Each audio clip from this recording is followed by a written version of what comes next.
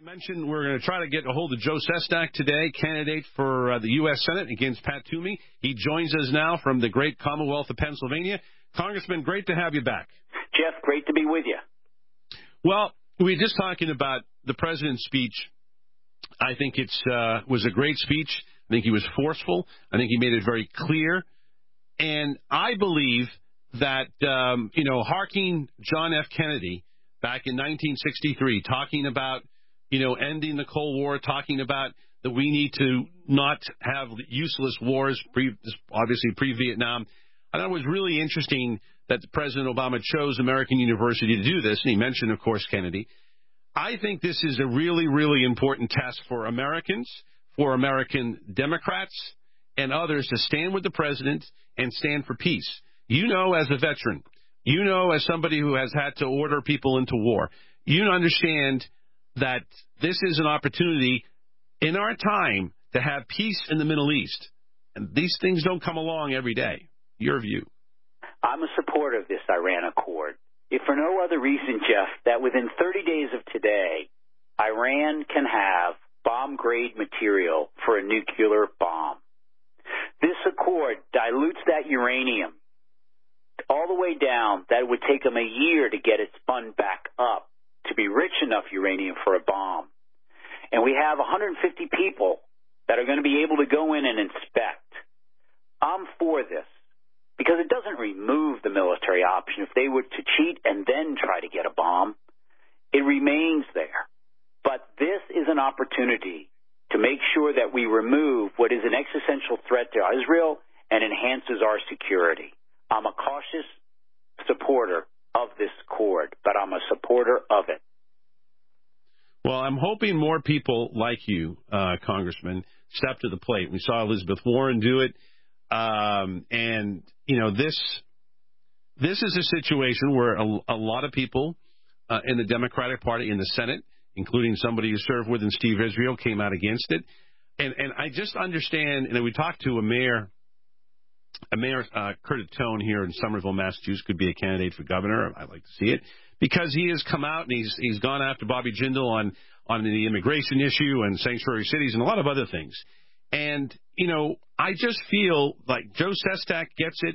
There are a number of other Democrats that get it. To stand up, I mean, and be proud of the fact that you were running in a progressive party with history of Franklin Roosevelt and Harry Truman and John Kennedy, and not run away from your president. I mean, as so many unfortunately did in 2014, and we ended up, losing the Senate because of it. Your view on this, because to me, this is the time to stand tall. And unfortunately, not many do. 31 years in the Navy is what I did, as you know. When I look at an issue like this, I weigh the cost and the benefits in terms of our national security. And the benefits far outweigh the cost if this is all brought about with a verifiable regime.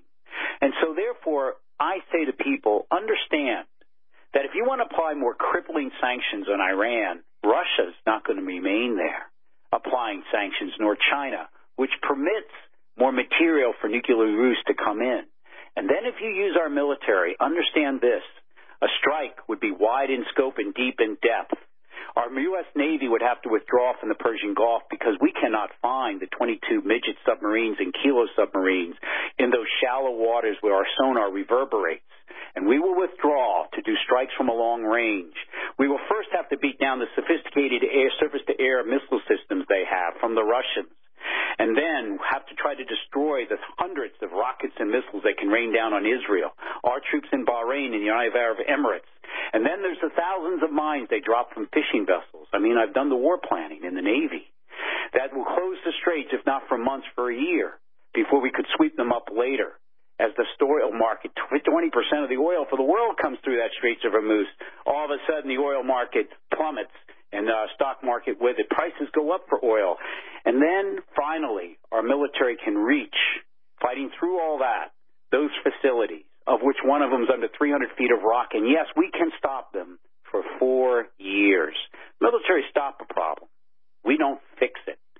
So if you want to stop it, but you can fix it with this agreement, why not? And before you have to do that option. If they cheat, we have that option.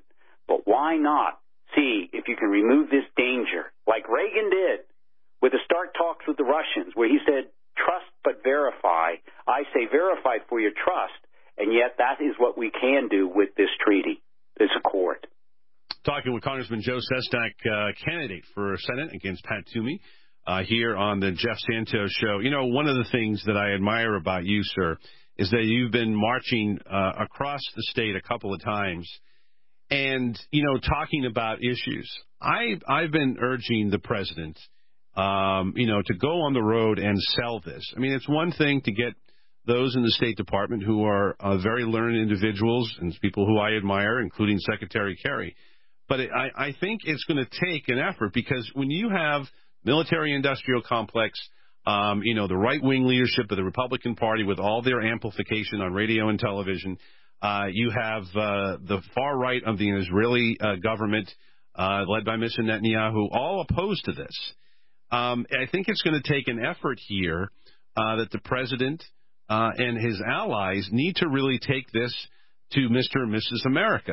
I don't know how you feel about it, but that to me is how you are talking to people in your great Commonwealth of Pennsylvania, and I think that's the best way to do it, particularly when you don't have a lot of media outlets that will actually talk about this issue.